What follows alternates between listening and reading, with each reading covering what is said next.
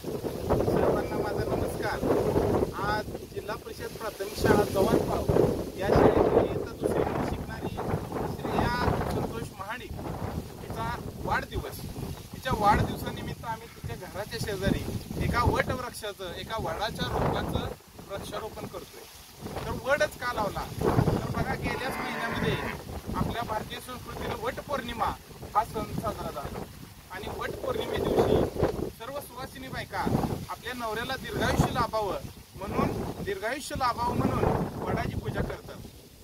तर वडाचीच पूजा का करावी, आपल्या संस्कृतीत असं काय महत्व आहे? तर वडाचं महत्व असं की वड हा दीर्घायुष्य वृक्ष आहे।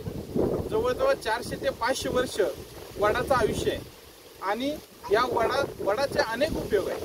एक वड जमिनीमध्ये भूजल पातळी वाढवण्यासाठी इतकी मदत करतो की एका पावसाळ्यामध्ये जवळजवळ 1 कोटी लिटर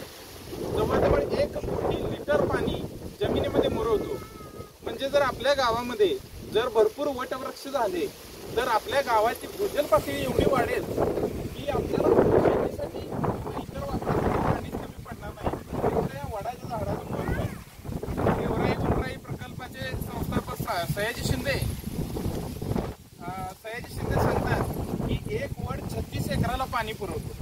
जर गावाची क्षेत्रफळ काढलं आणि त्याला 36 न भागलं, जेवढी संख्या येईल तेवढं जर विशाल वटवृक्ष गावात असतील तर त्या गावात अजिबात पाणी कमी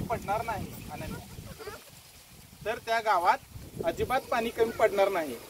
असं या वडाचं महत्व आहे। तसंच हा 24 तास ऑक्सिजन देणारं झाड आहे। 24 तास ऑक्सिजन देणारी वड, पिंपळ, तुळस अशी काही मोजकीच झाड आहेत आणि या झाडापैकी एक हा वटवृक्ष आपल्या घराच्या आजूबाजूला नक्कीच असावा असा आमचा उद्देश आहे।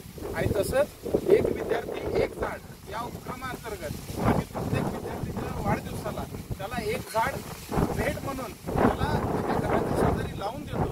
हे आमच्या शाळेच्या उपक्रमाचं वैशिष्ट्य आहे आणि त्याच वैशिष्ट्याअंतर्गत आज या ठिकाणी वटवृक्षाचं वृक्षारोपण करून श्रेयाला वाढदिवसाच्या शुभेच्छा सर्व शाळेतर्फे आपण देत आहोत। धन्यवाद।